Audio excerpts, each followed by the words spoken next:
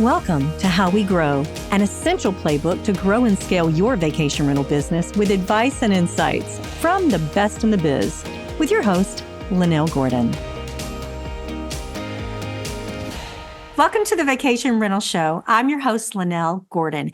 Our guest today, when I first met her, was the director of marketing at Expedia. I had the privilege of hanging out with her in Banff, somewhere up in that area, one year for a conference. And she rode with me in the car. And during that time, she created in like 15 minutes an entire marketing plan for the next few months for my company, LSI at the time. It was remarkable. And I said, Susan, you can't do this. I'm driving. I can't even take notes. I won't remember what you just said. And it's brilliant. She is brilliant at what she does at marketing. Since then, she started her own company with marketing. She's been the VP of marketing at other places. She's been the chief marketing officer at other places. She is really a brilliant marketer. Susan Tormollen, welcome to the Vacation Rental Show. Why, thank you. I feel quite honored to be here after that introduction. Well, listen, it's well-deserved. It truly is well-deserved. We want to talk about marketing today, but tell me about what you're doing. Is there anything you want to share before we start asking questions about marketing? Yes. So the last year, I've been kind of taking a little bit of a change in the type of companies that I'm doing marketing for. And right now, I'm leading marketing for a consumer mobile app.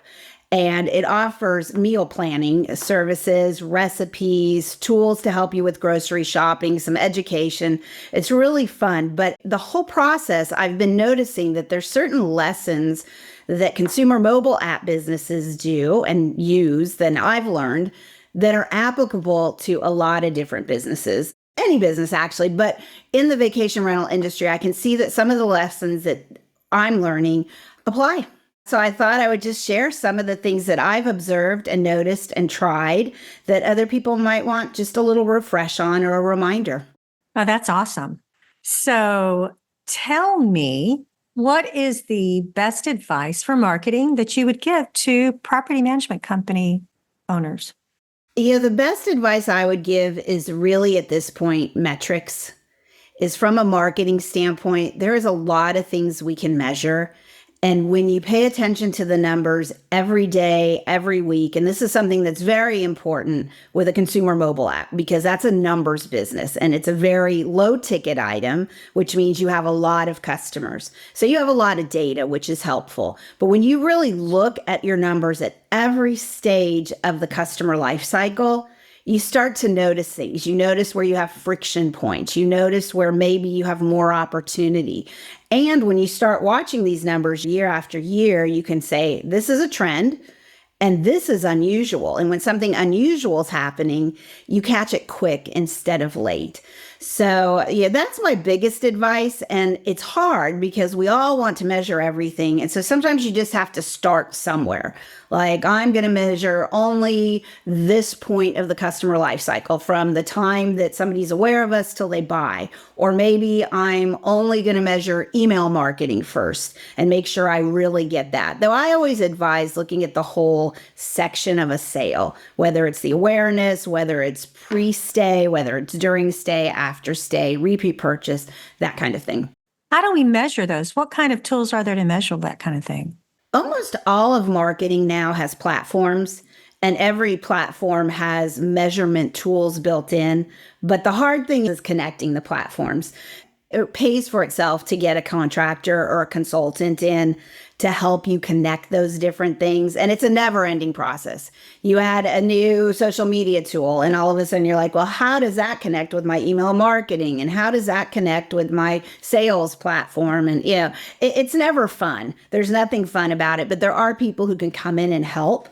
Or you can do an agency. I mean, you've worked with a lot of agencies. You've had agencies. Mm-hmm. There are definitely agencies that can do large portions of it. Usually they're missing a few of the pieces that you'll also have to just manually figure out. What's our main source of truth? Which systems data are we using and for what kind of measurement? So if we're going to connect our checkout page, okay, that's a successful sale, which is what we want to make sure we measure. With our website, obviously that's where we would be measuring it. Is Google Analytics still a good tool?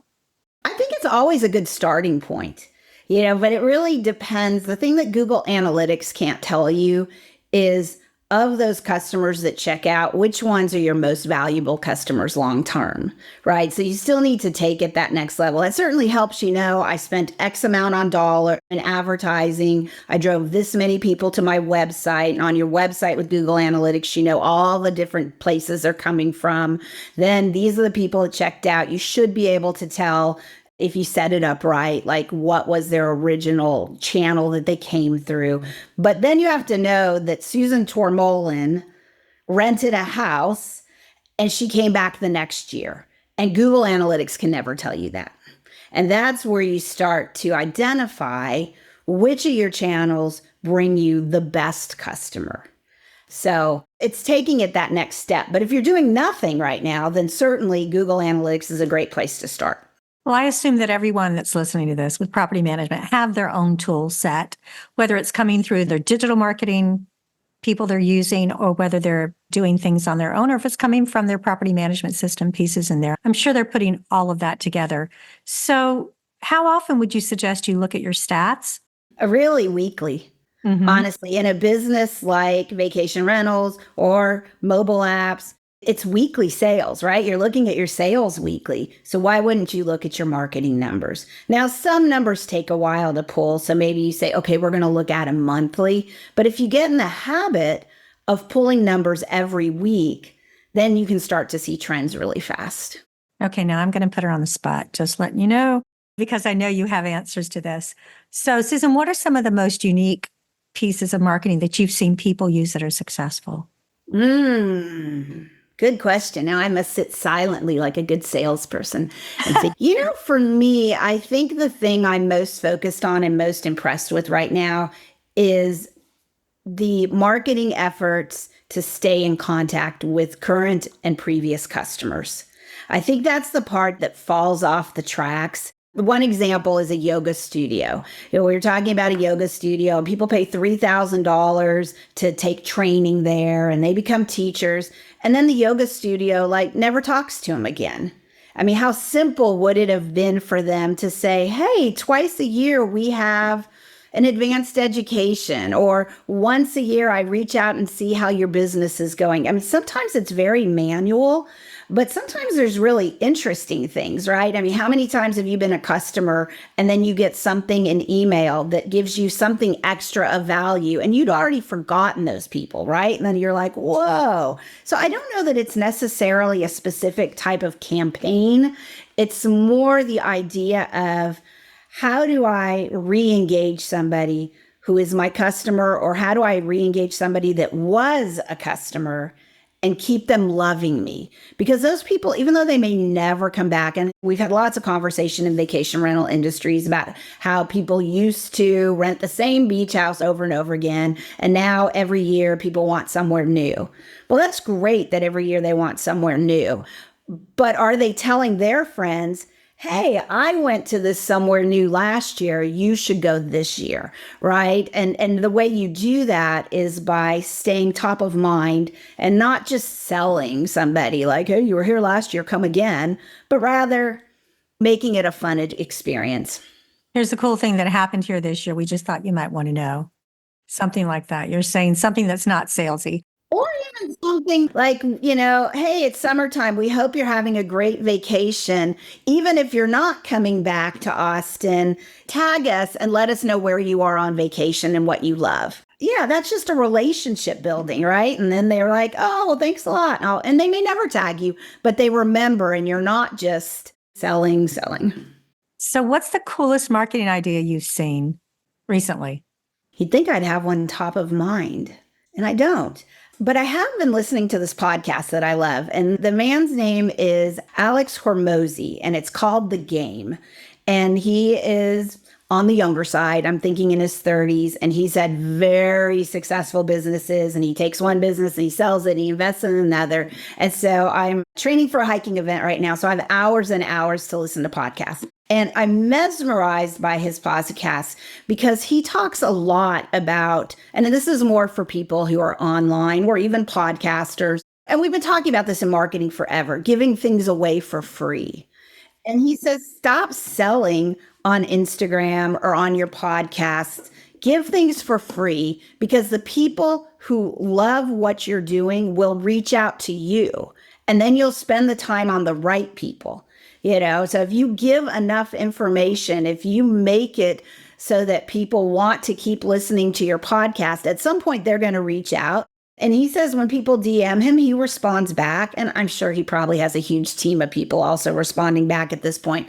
But eventually he says, hey, this is all my free stuff. If you want more, I'd be happy to talk to you. And he's selling much bigger ticket item consulting probably than what I'm doing with a consumer app or what most of the people listening to this are doing with vacation rentals. But I think while it's not cool marketing, I think it's a shift in going from that I'm always in sales mode to I'm offering value. And from value, I will attract the right people. So offering things of value is a really great marketing tool. I have found in the vacation rental industry, if you give things away for free, people do not value them, Susan. So how do you get around that? If you give things for free, they just don't find value in it. I think it depends what you give. If you give a free room, maybe they don't find value. Is that what you're saying? Or if you give a big discount? If you give a big discount, or even if you give things for free, like there's a product that I would give for free, thinking that was a great marketing tool. Here, I'll give you this for free. If you get this, they loved it, but they don't value things that are for free. Now, are you sure they didn't become more repeat customers than your other people you didn't give something for free? Well, I never lost a customer for like 12 years. So during that time that I was so doing maybe that. It did work. So, well, maybe, but I think more than that, it was just we called it a loss leader. I'm just not convinced. Yeah, and I don't think it has to be a physical thing for free. I think from a vacation rentals, it's like that. What's that hotel called that we all talk about? That they give the cookies? The popsicles. Oh, the popsicles. Yeah, there's some hotel in Los Angeles and they have a popsicle hotline. And so when you stay there and you're by the pool, and this is like a little kind of old hotel that's not super fixed up, it's a boutique hotel, but at the pool, they have a popsicle hotline. And when you stay there, you dial the popsicle hotline and somebody brings out on a silver tray if you want a purple, a red, or a green popsicle. Well, that becomes a thing that people talk about. I mean, it's written in a book. That's how I heard about it. But they get a lot of social media out of it. They get a lot of love out of it. People enjoy it. They take photos. It's one of those things that they remember, right? And so that's a way to give something for free. In the Outer Banks, there used to be a property management company that had a pool at their check-in. And when you came, you could come as early as you want. And you could just go to the pool all day and wait for your home to be available. That was free. And that was incredibly successful because people never forgot the fact that they can go swimming while they wait. And so that's an example of free that worked, I think. Or, if somebody had a bad experience and they complain, we all know that if you can solve their problem, usually that turns them around, even more so than if there was no problem. We've seen the research on that 1,000 times. But if somebody complained about something and you actually then said, you know what, I'm going to personally recommend 3 restaurants that are great since you had such a bad experience, or I'm going to refer somebody to you for your massage. Just those little extra things. And of course, we're all running businesses. There's only so many man hours in a day. But, a lot of property management companies send out a guide. Fun things to do within 2 miles. That's free, right? That's the kind of thing that you can give for free that somebody remembers. Or if they don't have a pool, hey, coming early, here's 3 things you might do in the area before your house is ready. Right. Now, those things are nice. Those are good things. How We Grow has partnered with Rental Guardian to bring the vacation rentals market custom protection products built for the needs of the vacation rental industry. Enjoy complete protection for both your travelers and your owners via the industry's leading travel, damage, and liability protection products. Learn more about the travel tech industry's most advanced travel and damage protection platform and API at rentalguardian.com. So for property managers, what other types of things would you suggest they do marketing-wise? One of the things that I'm learning in the mobile app business, which I think every business we sort of forget, is the importance of staying aware of the market and the competitors. So the company that I'm working with now, they started as a very tiny company. It was a very small group of people building the mobile app, and it took them 24 months to get it to market, which isn't uncommon for a very small company. But by the time they got it to market, it was actually kind of behind. It was a Me Too product because what they had planned to build 2 years ago would have been great, but it took 2 years. And so it reminded me that a lot of times we once a year look at our competition, or we wait until we see negative numbers to say, what's going on in the marketplace? And so watching the marketplace very carefully every month, every year, really paying attention. Who's advertising a whole bunch?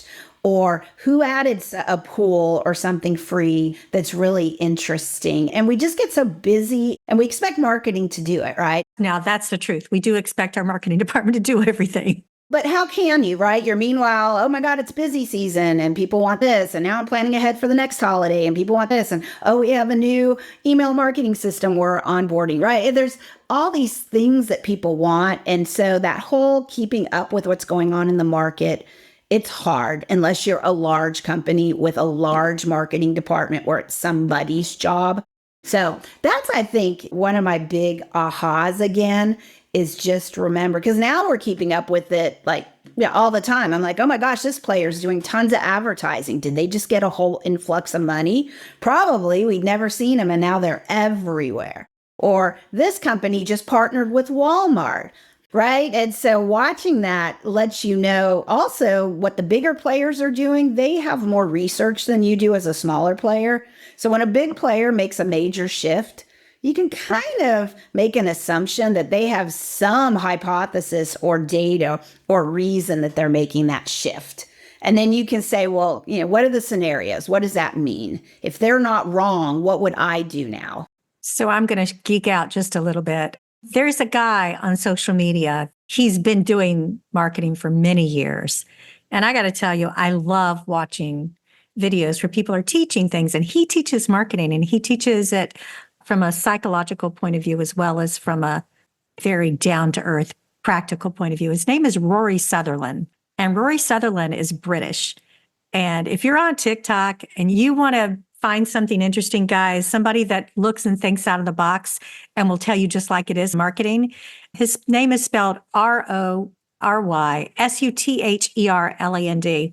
And I can sit there and watch his TikTok videos like for an hour, just scrolling through them. They're fascinating. And he talks a lot about why people buy. So if we think about what people are buying, and I really love what you said at the beginning, where you talked about the life cycle and taking it into pieces and making sure we're measuring the places at the pre and at the stay and then afterwards, that we're not just marketing to them, but we're measuring what we're marketing.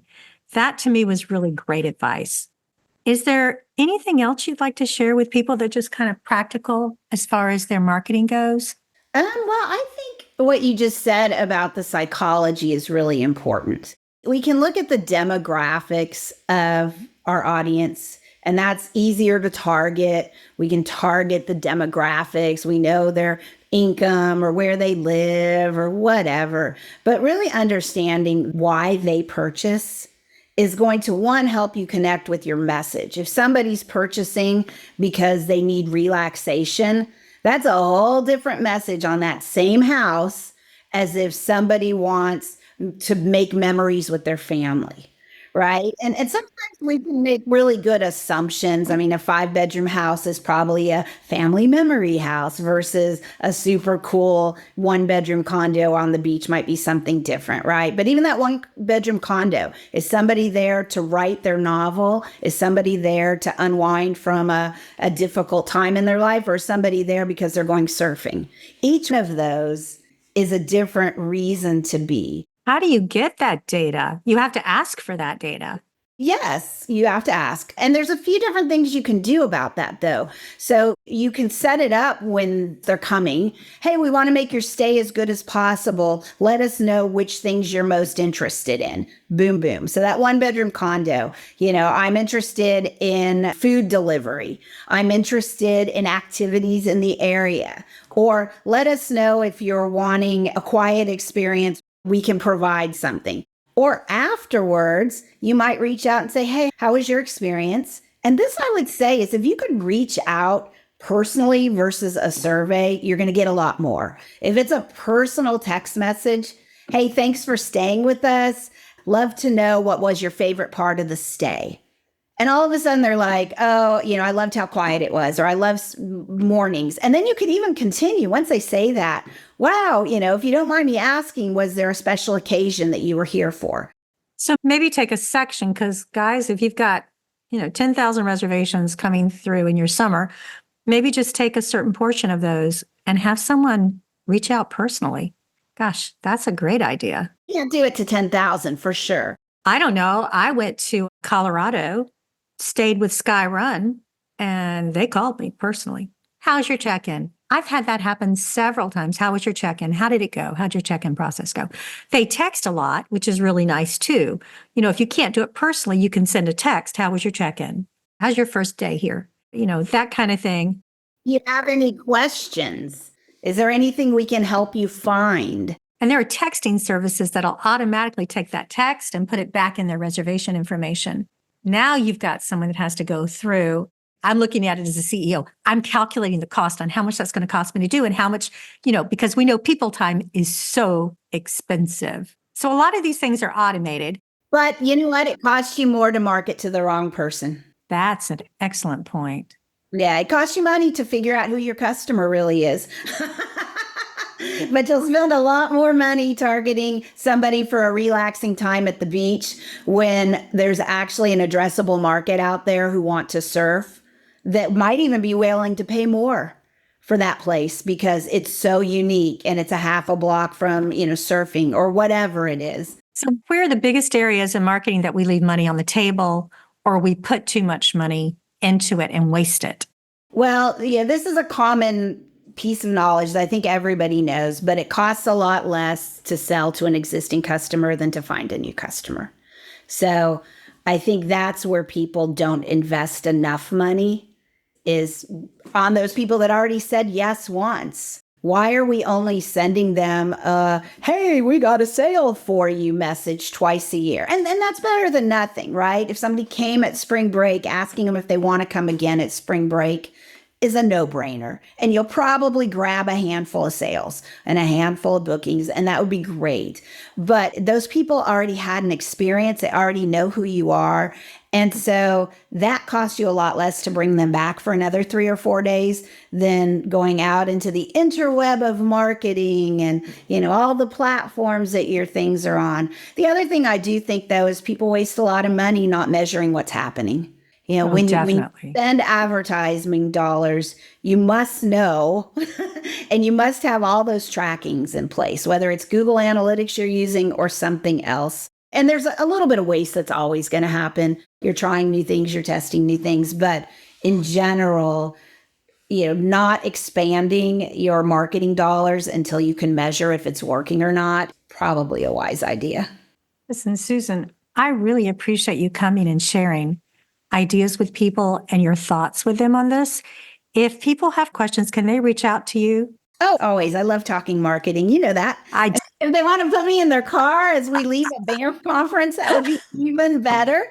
No, I'm on LinkedIn. So anybody can reach out to me on LinkedIn. And if they want, I have spent the last 2 years becoming yoga trained and certified. And I'm going to start posting once a week little yoga 10-minute breathwork meditations. So if anybody's interested in that, they'll see those on my LinkedIn as well, which will be fun because we all work really hard. And taking 10 minutes to center and calm ourselves down and remember that we have a nervous system that wants to slow down just a little bit is never a bad thing. That's really important. That's very good advice, too. Guys, we all need that, especially during the summer seasons where we are crazy, or the winter seasons when things have hiked up and we don't have a moment to spare. Is there anything else you want to share, Susan, before we go? No, except that if people love meal planning, or if in this busy summer season they're finding it's hard to plan a week of healthy meals, they should download A Better Meal. It's on the Apple App Store and it's also on the Google Play Store. I actually love it. I did download it. Oh, cool. Awesome. Well, we're getting tons of great feedback. So we're adding a lot more quick 30-minute healthy meals. And you can import recipes from Instagram or Pinterest or Paprika or the internet. So it becomes a curated area for all your favorite recipes. It saves you time. So I would love that. And if anybody tries it and wants to give me feedback, they can also reach out to me on LinkedIn. And I would love to hear feedback on our new product. Susan, thank you for talking marketing with me. I really do appreciate it. And I wish you the best of luck in all of your endeavors that you're doing. You're such an entrepreneur now. You're just like, ooh, let's do this. Oh, I can do this too. That's right. And I love talking marketing. So thank you for letting me come on. Absolutely. And I hope that people will reach out. Susan is truly gifted in marketing, guys. I know I haven't really highlighted her the way I could here, but I promise you, if you have any question on branding or want unique ideas on how to set yourself aside, she is excellent to do that.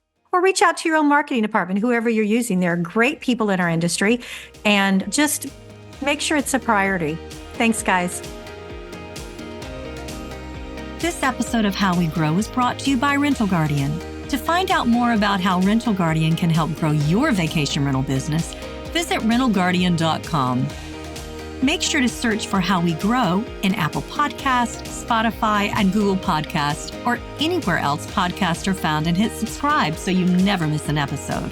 On behalf of the team here at Inhabit, thanks for listening.